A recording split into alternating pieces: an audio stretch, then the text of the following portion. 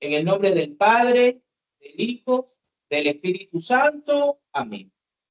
Padre Santo que estás en los cielos, Dios Todopoderoso y Eterno, queremos darte gracias, Señor, en esta noche por permitirnos estar otra vez aquí presentes.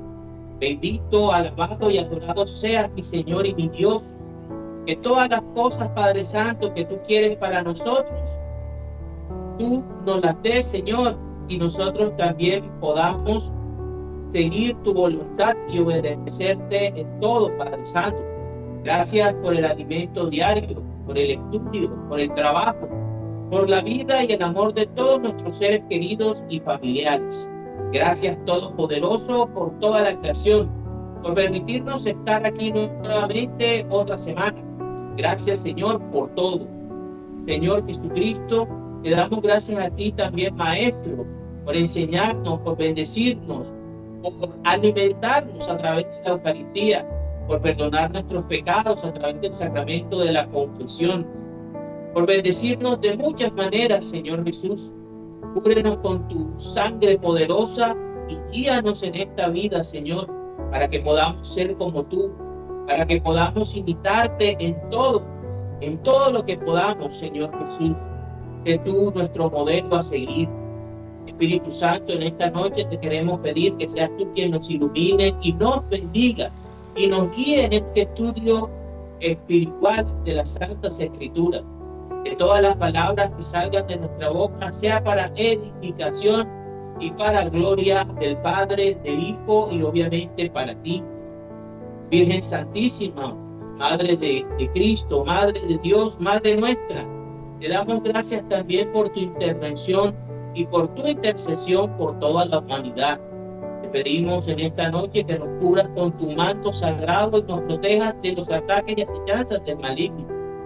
Santos arcángeles Miguel, Gabriel y Rafael, protéjanos y cúbranos con sus alas y aparten de nosotros todo mal. En el nombre del Padre, del Hijo, del Espíritu Santo. Amén. Capítulo número 21 del libro de los Jueces. Resurgimiento de la tribu de Benjamín. Los israelitas habían jurado en Mizpá que no dejarían que sus hijas se casaran con ningún benjaminita. Pero luego se reunieron en Betel y estuvieron en presencia de Dios hasta el anochecer, llorando y quejándose. Oh Señor, Dios de Israel, ¿por qué nos ha sucedido esto? ¿Cómo es posible que ahora falte una tribu en Israel? Al día siguiente, los israelitas se levantaron temprano, hicieron un altar y le ofrecieron al Señor holocaustos y sacrificios de reconciliación, y se preguntaban, ¿quién de entre todos nosotros no asistió a la reunión en Mizpá? Pues habían jurado matar a quienes no asistieran a la reunión. Los israelitas estaban muy tristes por lo que les había sucedido a sus hermanos los benjaminitas, y decían, en este día ha sido arrancada de Israel una de sus tribus. ¿Qué haremos para conseguirles mujeres a los benjaminitas que quedan vivos? Nosotros hemos jurado por el Señor no permitir que nuestras hijas se casen con ellos. ¿Hay aquí algún israelita que no se haya presentado ante el Señor en Mizpá? Recordaron entonces que de Jabes de Gadá nadie había asistido a la reunión, pues al pasar lista no había respondido nadie de este lugar. Entonces el pueblo entero envió a 12,000 de los mejores soldados con órdenes de matar a filo de espada a todos los de Jabes, incluyendo a los niños y a las mujeres que no fueran vírgenes. Entre los que vivían en Jabes se encontraron 400 jóvenes que no habían tenido relaciones sexuales con ningún hombre, y las trajeron al campamento que estaba en Silo, en Canaán. Entonces el pueblo entero mandó buscar a los benjaminitas que estaban en la peña de Rimón y los invitaron a hacer la paz. Los de Benjamín regresaron y los israelitas les dieron las mujeres que habían traído de Jabes, pero no hubo mujeres suficientes para todos ellos. Los israelitas sentían lástima por la tribu de Benjamín, porque el Señor había dejado un vacío en las tribus de Israel. Y los jefes del pueblo se preguntaban, ¿cómo vamos a conseguir mujeres para los demás?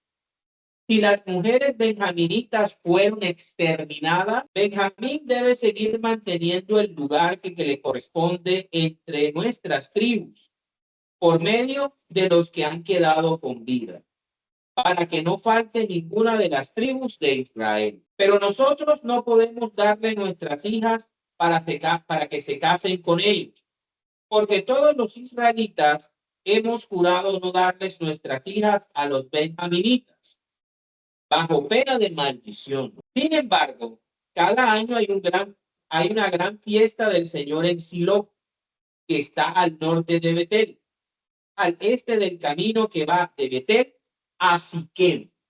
Recuerden esa ciudad, Siquem, y al sur de Leboná. Entonces los jefes de Israel les mandaron este mensaje a los benjaminitas: vayan, escóndanse en los viñedos cercanos a Silo y manténganse atentos. Cuando las muchachas de Silo salgan bailando en grupos, salgan también ustedes de sus escondites y róbense cada uno una mujer y váyanse a sus tierras. Y si los padres o los hermanos de las muchachas vienen a hacer alguna reclamación, les diremos: nosotros les rogamos como un favor personal que los perdonen, porque nosotros no pudimos conseguir mujeres para todos ellos en la guerra contra Jabes. Además, como ustedes no se las dieron, realmente no han faltado al juramento. Los benjaminitas aceptaron hacer lo que se les proponía. Así que cada uno se robó una muchacha de las que estaban bailando y se la llevó. Luego regresaron a sus tierras y volvieron a construir sus ciudades y a vivir en ellas. Los otros israelitas también se fueron y cada uno regresó a su propia tierra, a su tribu y a su clan. En aquella época aún no había rey en Israel y cada cual hacía lo que le daba la gana. Palabra de Dios. El capítulo número 21 del libro de los Jueces cierra este maravilloso libro de la palabra de Dios, el séptimo libro que hemos venido estudiando desde el año 2020. Antes que nada, quiero recordarles o quiero hacerles una aclaración. Mi intención no es dar un discurso antisemita ni crear odio hacia los israelitas o hacia los de Israel. Simplemente es traer a la reflexión cómo era el pensamiento, la espiritualidad, la forma de actuar y la forma de llevar la religión del pueblo de la primera alianza. En este espacio nosotros hemos identificado que la primera alianza se llama la alianza del monte Sinaí, porque ahí es donde Dios la establece con Moisés como mediador y como el pueblo escogido al pueblo de Israel. Todos los descendientes biológicos y circuncidados varones descendientes de los 12 hijos de Jacob, llamado Israel, hijo de Isaac, nieto de Abraham, con quien Dios había hecho una promesa de traer una descendencia que salvara y bendijera a todas las familias de la tierra. Entonces vemos cómo este pueblo israelita, que había sido escogido por Dios, que había sido bendecido con la misma ley, con la misma palabra de Dios, el Dios verdadero les había dado una liturgia, el verdadero Dios estaba presente en medio de ellos a través de el arca de la alianza, que los había sacado sin que ellos movieran una flecha, sin que ellos tuvieran un carro de guerra. Los sacó de Egipto, los ayudó, liderados por Josué, después de la muerte de Moisés, a vencer a la mayoría de enemigos que estaban viviendo en la tierra que Dios le había prometido a sus antepasados. Y vemos cómo este pueblo es radical, muy radical, y se deja llevar mucho por la violencia, por la ira y por la sangre. Vemos aquí cómo después que arrasan con toda una tribu, recordemos que todo empieza por el crimen en Gibeá, por una mujer que había sido vilmente asesinada por unos hombres malvados en la ciudad benjaminita de Gibeá, pero que antes de eso había sido abandonada por quien debía protegerla en primera instancia, su marido, que era un levita. Este suceso indignó de gran manera a todos los israelitas, porque este levita partió a su concubina en 12 pedazos y los envió por todo Israel. Esto llevó a que todos se reunieran en Mizpah y juraran. Primero, hacen un voto imprudente. Juraron que ninguno les iba a dar sus hijas a los benjaminitas. Y entraron en guerra que costó más de 75,000 guerreros, personas. Y no solo esto, aquí en el capítulo 21 podemos ver cómo la devastación, la venganza, la justicia, la sed de sangre que surgió de este suceso fue tan atroz, fue tan brutal, que acabaron con toda una tribu. Solamente dejaron vivos a 600 hombres. No respetaron mujeres, no respetaron niños, no respetaron jóvenes. Y cuando ya logran bajar el grado de ira, el grado de violencia, el grado de sed de sangre, el grado de alto de venganza que habían desarrollado, es que comienzan a meditar y es que comienzan delante de Dios, delante del Señor, comienzan a darse cuenta de todo lo mal que habían hecho. Primero, haciendo un voto imprudente de no entregarles sus hijas, ninguno, a los benjaminitas. Segundo, haber casi extinto una tribu de manera atroz. Y tercero, vemos cómo la solución que plantean es otro acto cruel. Fíjense, ellos se dan cuenta que hay una ciudad en Galaad, al oriente del Jordán, que no se presentó a esa reunión atroz, a esa reunión de la ira y la venganza.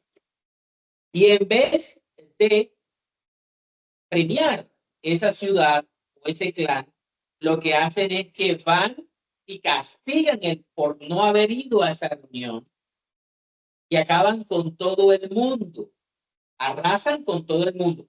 El grado de ira, el grado de venganza, el grado de sed de sangre, fratricida. Estamos hablando de hermanos, estamos hablando de una guerra interna, una guerra civil. Estamos hablando de odio de hermano con hermano de un mismo país, de una misma nación, que descendieron de unos mismos hombres, Abraham, Isaac, Jacob, y de sus 12 hijos. Está pasando igualitico en Colombia. En Colombia no hemos podido aprender a vivir como colombianos. Tomamos cualquier pretexto para vivir siempre en guerra, matándonos, odiándonos, atizando las diferencias en el lenguaje, en la cultura, en la idiosincrasia.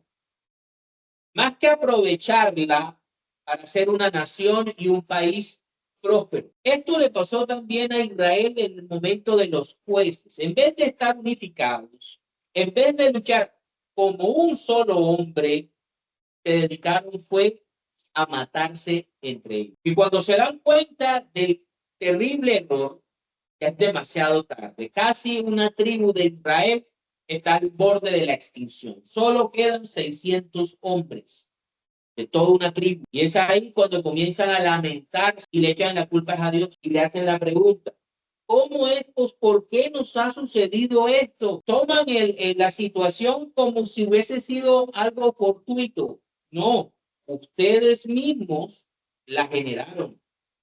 Ustedes son los culpables, no es Dios. Ustedes fueron los que buscaron y definieron la manera de hacer justicia, matarse entre sí, matar a tu hermano, acabarlo, hasta el punto de desaparecerlo, para luego comenzar a quejarse y a lamentarse y a buscar en Dios al culpable. ¿Cómo es posible que ahora falte una tribu en Israel? Se hacen la pregunta, porque Israel se levantó y quiso acabar con todo lo que estaba en la tribu de Benjamín. Vemos aquí también como un error, un pecado, una necedad, la quieren corregir con otro pecado, con otro error, con otra necedad. Buscan entre las ciudades que no participaron en esta reunión de gente vil, de gente mal, y en vez de agradecerle que no fueron, que ellos están libres, van y los matan a todos. Miren la expresión tan fuerte. Recordaron entonces que de Jabes de Galaad nadie había asistido a la reunión, pues al pasar lista no había respondido nadie en este lugar. Entonces el pueblo entero envió a 12,000 de los mejores soldados con órdenes de matar a filo de espada a todos los de Jabes. Seguían con la sed de sangre, fratricida. Los de Jabes de Galaad eran israelitas. Y dice, incluyendo a los niños, ¿qué culpa tienen los niños? ¿Qué velas prenden en ese entierro los niños? ¿Qué riesgo o qué amenaza representaban los niños de Jabes? Y a las mujeres que no fueran vírgenes, ancianas, esposas, amas de casa, jóvenes con esposos jóvenes, a todas las acabaron. Viudas, a todas las acabaron. Este era el pueblo de la primera alianza. En su psiquis, en su ADN, la guerra, la venganza, el ojo por ojo, el diente por diente, estaba impregnado. Está impregnado. Y no es un discurso antisemita, es simplemente darnos cuenta por qué Dios desde el principio tenía planificado abrir la promesa a más allá del pueblo de Israel. El pueblo de Israel, como siempre lo he dicho antes, su función era dar al Mesías. Era lo mejorcito que había en el mundo. Era lo mejorcito. El peor es nada. Los demás pueblos se extraviaron en sus ideas de la naturaleza, dioses falsos, idolatrías, pero guardaban una semilla verde, esperando el tiempo de la llegada de nuestro Señor Jesucristo, para recibir el Evangelio, para desarrollar y adherirse a la iglesia, nuevo pueblo de Dios. Pero este pueblo y esta alianza no podía ser eterna. Este pueblo, esta alianza, la alianza del monte Sinaí, la alianza con Moisés, no podían llegar a la tierra prometida. Por eso Moisés no cruza la tierra prometida. Hemos siempre pensado y creído de que Moisés no cruza la tierra prometida por Meribá. Posiblemente fue uno de las causales, pero no fue la más importante. ¿Cuál fue la más importante? Moisés. Ni lo que representaba Moisés nos iba a llevar al cielo. Debía aparecer un nuevo Josué, perfecto, perfecto. Y ese es Jesús de Nazaret. Yeshua, Josué. Yahvé salva. Y es lo que hemos intentado hacer en este espacio de reflexión. Poder comparar el pueblo, las ideas, los principios, la espiritualidad, el espíritu de la alianza antigua y del pueblo de la alianza antigua con el espíritu, los valores, la espiritualidad y las exigencias de la alianza del monte Sión, liderada o hecha con Jesucristo, y la espiritualidad de su iglesia, la iglesia católica apostólica romana. ¿Cómo se deben diferenciar? ¿Cómo deben contrastar? Y lo vamos a ir viendo. Otro punto importante que nosotros podemos ver en este capítulo, después que intenta remediar un pecado con otro pecado peor, roban 400 vírgenes y no les alcanzan porque en Rimón hay 600 benjaminitas. Y para que se puedan volver a repoblar necesitan 600 vírgenes. No les sirven mujeres ya casadas, ni viudas, ni prostitutas. Tenían que ser mujeres que conservaran la pureza del linaje, sí, la pureza del linaje, la pureza de la descendencia, que en los tiempos modernos se nos ha hecho creer que ya no es importante, pero todo el tiempo, mientras que existan seres humanos, va a ser importante. El cuidado, la protección de la descendencia, la pureza, no en superioridad racial. Saber que el niño o la niña que tú estás criando, tuyo. Eso era lo que ellos buscaban y protegían. Y para ellos como pueblo era clave y fundamental. Pero también como el final del capítulo nos dice algo muy importante. Cuando el pueblo de Dios no tiene rey, cada quien hace lo que le da la gana. Y a mí me da a entender esta frase que hemos visto repetirse a lo largo de este libro con el protestantismo. El protestantismo, su base fundamental es que cada quien hace y cree lo que le da la gana. Dice que Cristo es su rey, pero no le creen a Cristo, ni obedecen a Cristo. No tienen unidad, criterio y magisterio unificado. Cada día surge una iglesia cristiana diferente. Mientras que la iglesia de Cristo, que sí tiene un rey y tiene un vicario, un mayordomo responsable, que tiene que ser sucedido cuando la muerte, que es la que nos pone el límite, la que nos recuerda que somos mortales, llega y se lleva a ese vicario. Y nuestra fe sigue siendo la misma del siglo I. Entonces, ¿qué es el protestantismo? Es la etapa de los jueces, es la filosofía de los jueces en el pueblo cristiano. Cada quien crea lo que le da la gana. La sola escritura. Iglesia católica, la que viene del rey, la que tiene un rey, que se hace presente todos los días, tiene tres pilares en su depósito de la fe. Tradición de los apóstoles, la tradición oral de los apóstoles, lo que enseñaron los apóstoles de viva voz y que no se alcanzó a escribir en las escrituras, pero que se nos transmite de generación en generación por más de 20 siglos. 21 siglos. Las Santas Escrituras, obviamente, para que la doctrina más concreta que haya quedado escrita, porque era necesario, se lo pidió Dios a Moisés con la primera alianza. Y también vemos el magisterio. No cualquiera puede llegar y cambiar la doctrina porque un día se levantó diciendo que soñó y que Dios le dijo que la iglesia estaba corrupta y que él era el restaurador o la restauradora, que por lo general lo único que buscan son poder, riqueza y favores sexuales. Entonces vemos cómo el libro de los jueces nos habla acerca del desorden, de la falta de unidad, pero lo más importante, del pensamiento vengativo y del pensamiento radical de el pueblo de la primera alianza.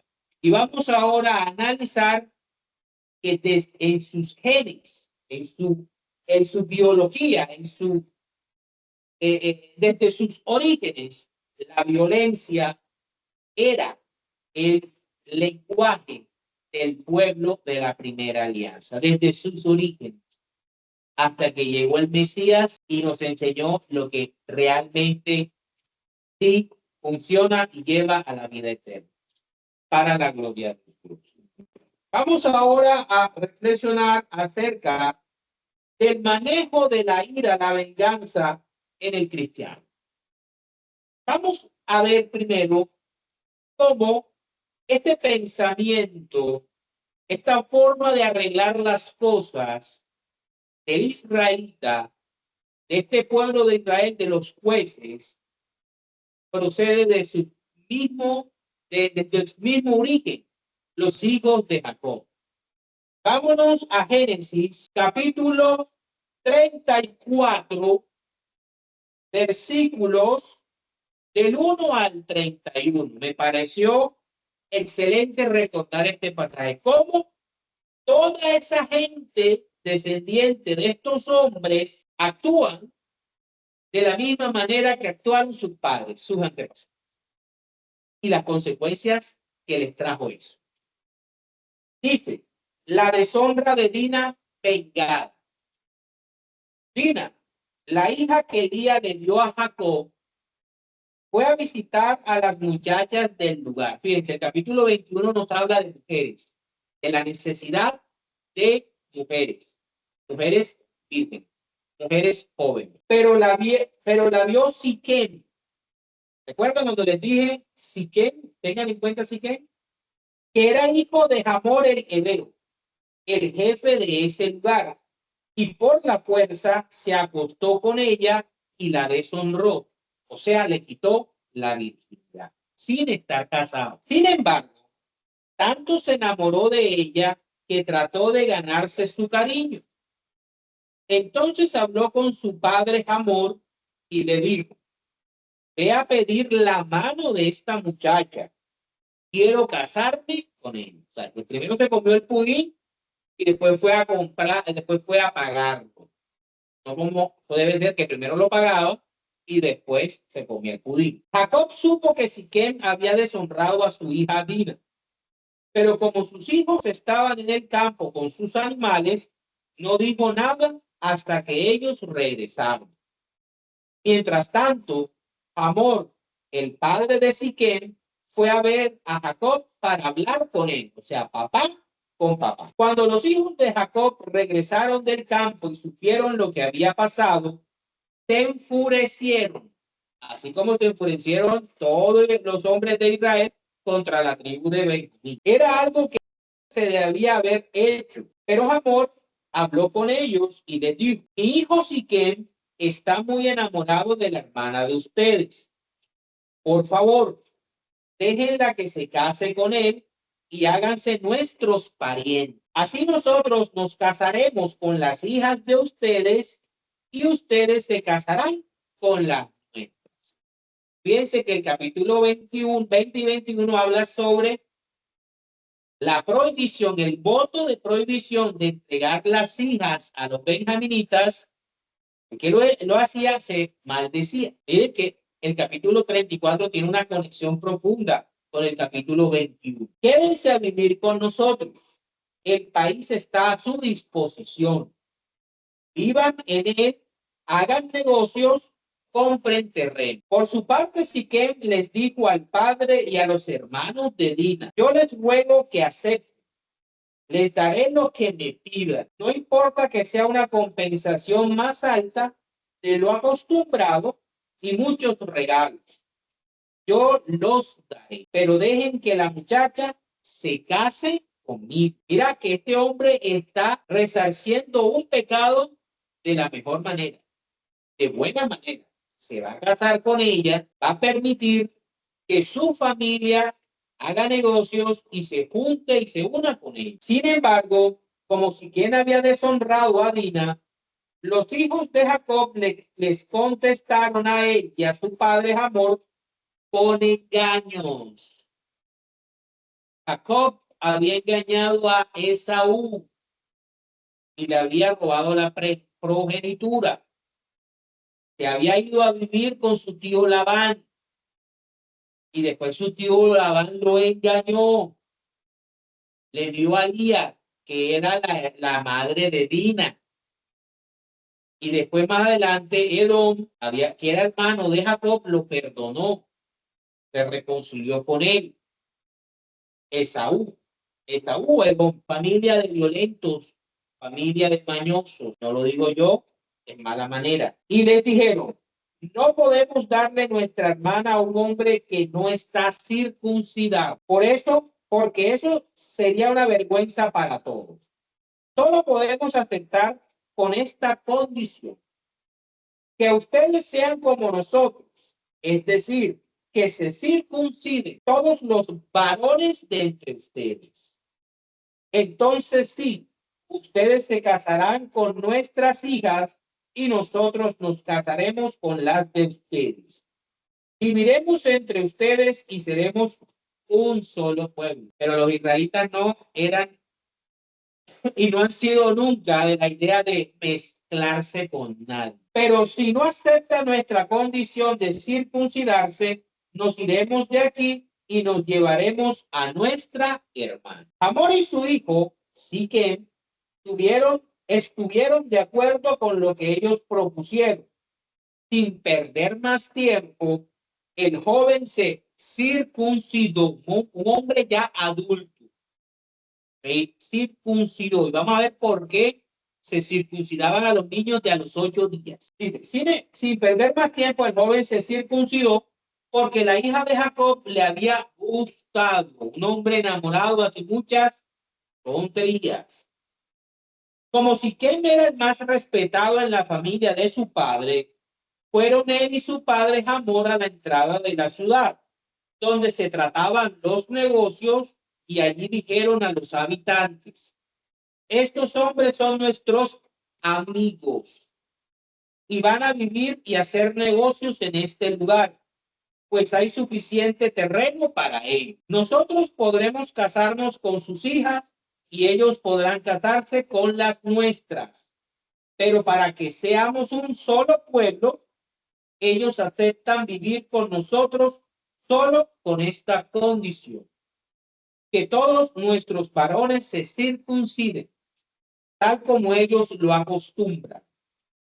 Todas sus pertenencias y todos sus animales serán nuestros. Solo tenemos que decir que sí y ellos se quedarán a vivir con nosotros. Todos los hombres de la ciudad que estaban en edad militar, ya que pudiesen defender la ciudad, estuvieron de acuerdo con Hamor y con su hijo Siquem y fueron circuncidados. Pero Simeón y Leví, recuerdan, el hombre de la concubina era un levita, pero Simeón y Leví, hijos de Jacob y hermanos de Dina, fueron a la ciudad al tercer día, cuando los hombres todavía tenían los dolores de la circuncisión. Por eso los niños se circuncidaban a los 8 días de nacido. No se les dejaba que ellos decidieran cuando estuvieran grandes pertenecer al pueblo de Dios y que se circuncidara cuando el niño le diera la gana o tuviera poder de decidir, porque era un atrevimiento de sus padres circuncidarlo a los 8 días. No solamente ocurre en el cristianismo protestante, únicamente ahí. En el judaísmo y en el cristianismo católico, el deber es bautizar a los niños recién nazcan, enseguidita, lo antes posible. Y así como nacen del cuerpo, biología, deben nacer del espíritu para el cielo. Bueno, entonces dice, todavía tenían los dolores de la circuncisión y espada en mano, lo mismo que hicieron con la ciudad de Jabes de Galaad, los mataron a todos, pues no encontraron resistencia. A filo de espada mataron a Hamor y a su hijo Siquem. Luego sacaron a Dina de la casa de Siquem y se fueron.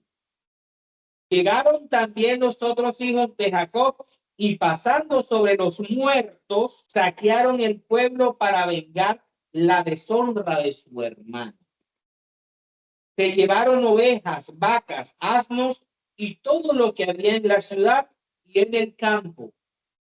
Robaron todo lo que había en las casas y se llevaron prisioneros a todos los niños y mujeres. Lo mismo que el capítulo 21. Entonces Jacob les dijo a Simeón y Leví, ustedes me han puesto en aprietos. Ahora los habitantes de este lugar, los cananeos y fereceos, me van a odiar.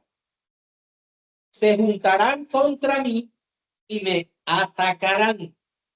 Y como tengo muy pocos hombres, nos matarán a mí y a mi familia. Este es el papá, Jacob, estaba recriminando a sus dos hijos, Simeón y Leví. Pero ellos contestaron, ¿acaso tenía él que tratar a nuestra hermana como a una prostituta? Palabra de Dios. Ahí vemos que desde el principio del pueblo de Israel, en sus genes, en su descendencia, en su ascendencia, en sus orígenes, su manera de resolver los problemas no era de una manera sabia, inteligente, amorosa, justa, sino solamente a través de engaños, violencia y de una manera radical. Vamos a ver ahora este mismo Jacob, qué es lo que le profetiza a estos dos hijos suyos, Simeón y Leví. ¿Qué marcaría la historia de estas tribus en el futuro? Vámonos a Génesis, capítulo 49, versículos del 5 al 7. Dice, Simeón y Leví son hermanos. Sus armas son instrumentos de violencia. Jamás quiero estar presente en el lugar de sus reuniones, pues cuando estaban enojados mataron gente y por puro capricho les rompieron las patas a los toros. Maldito, sí, maldito sea su enojo tan salvaje. Y podemos ver cómo esta historia del levita y su concubina se vuelve a repetir muchos siglos después. Ya no contra Siquem y Hamor, sino contra la tribu de Benjamín. La historia de las Santas Escrituras es cíclica. Y vemos también cómo esta historia se repite en el año 2023 entre los israelíes y los gazatíes, para que podamos entender lo que está pasando en el Medio Oriente y por qué los israelíes actúan como actúan. No para odiarnos, no para generar odio o antisemitismo, es para entender el comportamiento del ser humano, de dónde surge su comportamiento. Sigue diciendo Jacob antes de morir a sus dos hijos, yo los dispersaré por completo en todo el pueblo de Israel. Palabra de Dios. Simeón termina dividido cuando se hace la división de las tierras. Simeón queda contenido dentro de Judá y lo divide en dos partes. La tribu de Simeón queda separada y queda dentro de la tribu de Judá, que recuerdan fue la primera que mandaron a luchar y atacar a Benjamín. Y los levitas, el Señor, de los levitas surge Moisés. Moisés es un levita, hijo de Amram y Jocabed. Amram creo que es nieto de Leví, o bisnieto de Leví. Los levitas, el Señor los escoge como la tribu sacerdotal y los separa por todo Israel, los dispersa por todo Israel. Entre esos estaba el levita de la concubina, por la que empezó la guerra civil entre las 11 tribus de Israel y la tribu de Ben. Vamos ahora a ver cómo Cristo, un judío de la tribu de Judá, el rey de Israel, el último y verdadero rey de Israel, y el fundador de la Iglesia Católica Apostólica Romana, nos habla de esta situación y cómo su pueblo, el pueblo de la Alianza Nueva, tiene que tratar con la ira y la venganza. Vámonos entonces al Evangelio de San Mateo, capítulo 5, versículos del 21 al 26. Dice, sobre el homicidio. Ustedes han oído que a sus antepasados se les dijo, no mates, pues el que mata, al que mate, será condenado. Pero yo les digo que cualquiera que se enoje con su hermano será condenado. Al que insulte a su hermano, lo juzgará la Junta Suprema. Y el que injurie gravemente a su hermano, se hará merecedor del fuego del infierno. Ahora imagínense levantarte, hacer juramentos de maldición, ir y arrasar a toda una tribu de tus hermanos y después ir a otra ciudad de otro hermano y arrasarle y robarle las vírgenes. Imagínense lo que se merece esa gente. Sigue diciendo el Señor. Así que, si al llevar tu ofrenda al altar te acuerdas de que tu hermano tiene algo contra ti, deja tu ofrenda allí mismo delante del altar y ve primero a ponerte en paz con tu hermano. Eso es lo que pide el cristianismo. Vivir en paz, arreglar, perdonar, no venganza, justicia, pero sin venganza, perdón, reconciliación antes que adoración. Dios no quiere una ofrenda manchada con sangre, quiere una ofrenda que le sirva de reconciliación, como signo de reconciliación entre hermanos. Eso es el corazón del cristianismo. Dice, si alguien te lleva a juicio, ponte de acuerdo con él mientras todavía estés a tiempo, para que no te entregue al juez, porque si no, el juez te entregará a los guardias y te meterán en la cárcel. Te aseguro que no saldrás de allí hasta que pagues el último centavo. Palabra de Dios. Entonces vemos cómo Cristo le da la vuelta a la circunstancia y condena la ira, el enojo, la venganza, el homicidio, la sed de sangre. Cristo la ataca y dice, eso no está bien, que hermanos se odien, que hermanos se maten, que hermanos se destruyan. Y eso desafortunadamente pasa mucho en Colombia.